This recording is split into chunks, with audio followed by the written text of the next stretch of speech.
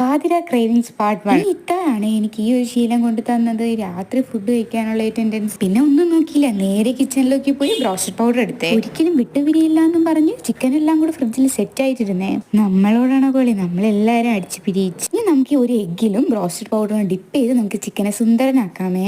ഇതുപോലെ ഒരു ക്രേവിങ്സ് വന്നപ്പം പുട്ടും അവിച്ച് നെത്തോലി ഫ്രൈ ആയിട്ട് കഴിച്ചത് ഞാൻ ഈ സമയത്ത് ഓർക്കുന്നു. അങ്ങനെ എല്ലാരും സുന്ദരനായി കഴിഞ്ഞതിന് ശേഷം നമുക്ക് ഇതിനെ ഒന്ന് മുക്കി പൊരിച്ചെടുക്കാവേ. വെള്ളം പോവാതെ ഓയിൽ ഒഴിച്ചുകൊണ്ട് തന്നെ ഫുൾ പൊട്ടിത്തെറി ഇതേ നടക്കുവാണ്. ഞാൻ ദൂരെ നിന്ന് നോക്കുന്നുണ്ട്. അങ്ങനെ എല്ലാരെയും കൂടെ പറക്കിയിട്ട് നമ്മൾ ഫ്രൈ ചെയ്തുകൊണ്ടിരിക്കുകയാണ്. അതിനിടയ്ക്ക് ഒരു മയണൈസും കൂടെ തട്ടിക്കൂട്ടി, എഗ് ഇല്ലാണ്ട്. കുറച്ച് നല്ല തണുത്ത പാലും വെളുത്തുള്ളിയും സൺഫ്ലവർ ഓയിലും വിനേഗറും ഉപ്പൊക്കെ ആഡ് ചെയ്യുമ്പോഴത്തേക്കും നമ്മുടെ മയണൈസ് റെഡി ആയിട്ടുണ്ട്. റോസ്റ്റ് ഉണ്ടാക്കാൻ പോവാന്ന് പറഞ്ഞപ്പോൾ തന്നെ ഉമ്മ പറഞ്ഞു, ഉമ്മ ഉറങ്ങാൻ പോവാണ്, ഉമ്മയെ വിളിക്കരുത് തന്നെ. എല്ലാം റെഡിയായി കഴിഞ്ഞപ്പോഴത്തേക്കും ഉമ്മായും കൂടെ കുത്തിപ്പൊക്കിക്കൊണ്ട് ഇരുത്തിയിട്ടുണ്ടേ കഴിക്കാൻ. രാത്രി കഴിക്കാൻ വാങ്ങിയ പൊറോട്ടയുടെ ബാക്കി ഉണ്ടായിരുന്നു. അപ്പൊ അതിന്റെ കൂടെയാണ് അത് കഴിച്ചത്. അപ്പോൾ ഇന്നത്തെ വീഡിയോ ഇഷ്ടമായാലും എല്ലാവരും സബ്സ്ക്രൈബ് ചെയ്യാൻ മറക്കരുതേ. ടാറ്റാ.